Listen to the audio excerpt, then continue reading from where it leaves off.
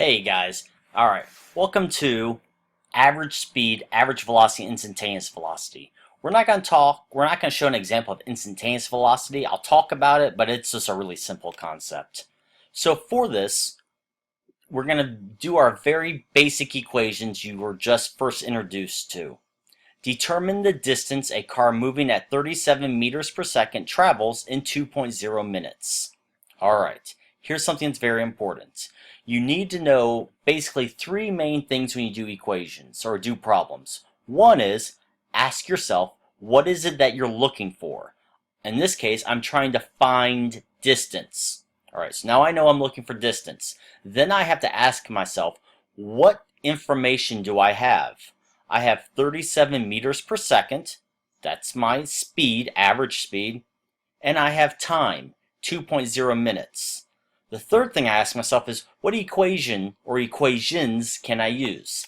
In this case, we're going to use a very simple equation, which is just speed equals distance divided by time.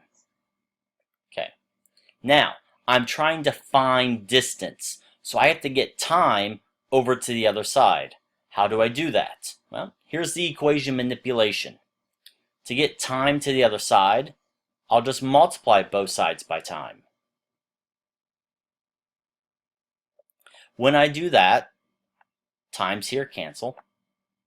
I get a final equation of distance equals speed times time.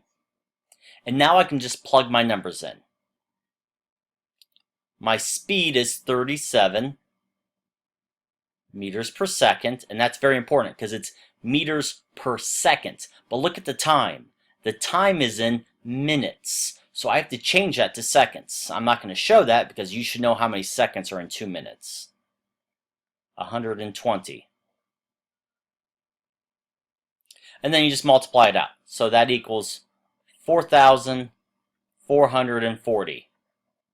Now, before I do my final answer, look at your sig figs. Since I'm multiplying, I need the fewest number of sig figs. 37 has 2 sig figs. 120 is 2 sig figs. Therefore, my answer can only have 2 sig figs. Currently, it has 3 sig figs. So again, let's change it to 2. Start here. 1, 2. Look at the number next to the 4. It's another 4. So I'm going to keep this a 4, and I got to have my placeholders become zeros. So your final answer would be 4,400.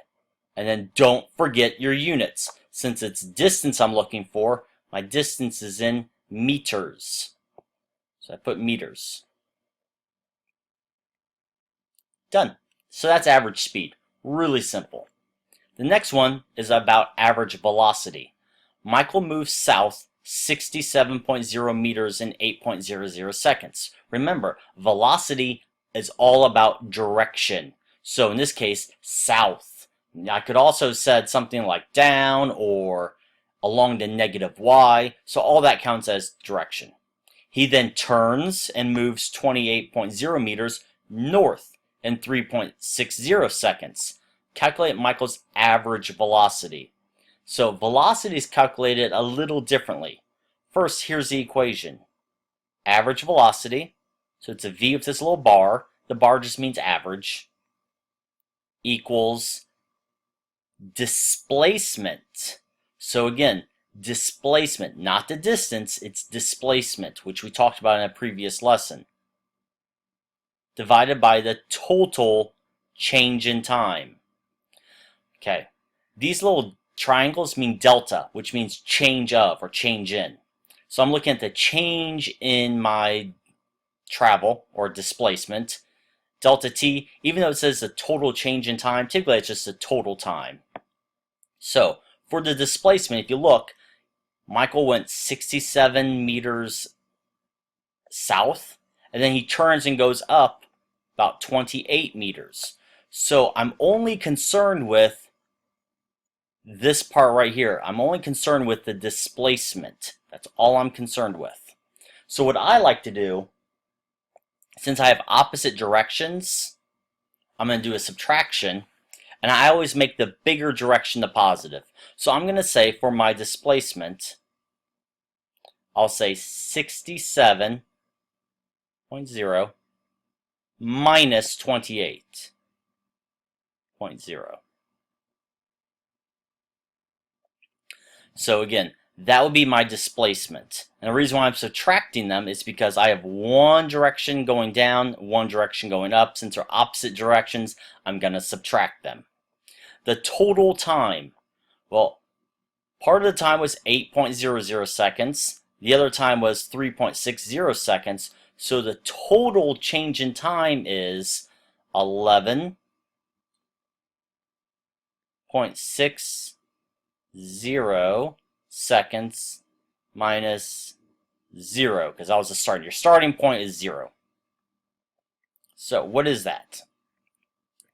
67 minus 28 is 39.0 meters is my displacement south. That's very important. We'll get to that at the very end though. South. Divided by 11.60. I just want to make sure. Okay, make sure I added those numbers right. Next, just divide. You're just dividing. So 39.0. Oh, let's say 39.0 divided by 11.60. And you get a really long out number, so I'll just go ahead and write that.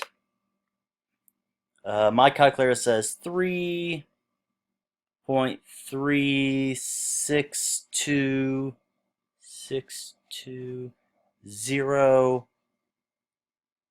I'll just say 69.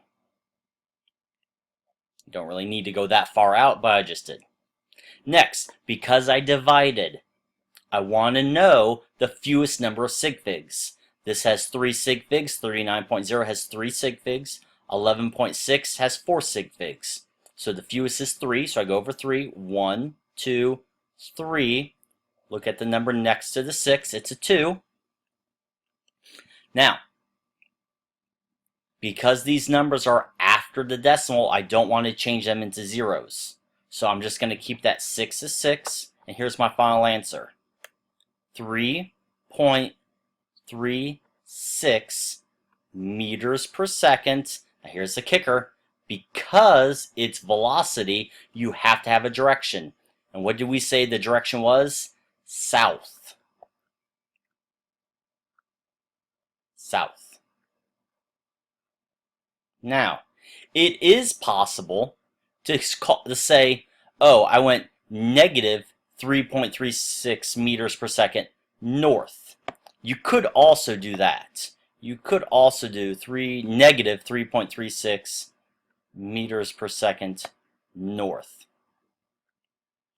This negative, basically all it does is it changes the direction. So if I take this negative out, I have to change the direction to south instead. But either one of these technically is correct. Either one of these. So, hey, that's all you got to do for average velocity. So again, average speed, you're looking at the distance divided by the time. Average velocity, you're only looking at the displacement divided by the total time. Instantaneous velocity looks at how fast and what direction you're going at a very specific moment. At a very specific moment. This looked at the average, so it looked at the entire journey. Instantaneous looks at one specific moment, so that's the only difference. But there you go. Pretty easy thus far, right? Good luck on the next stuff.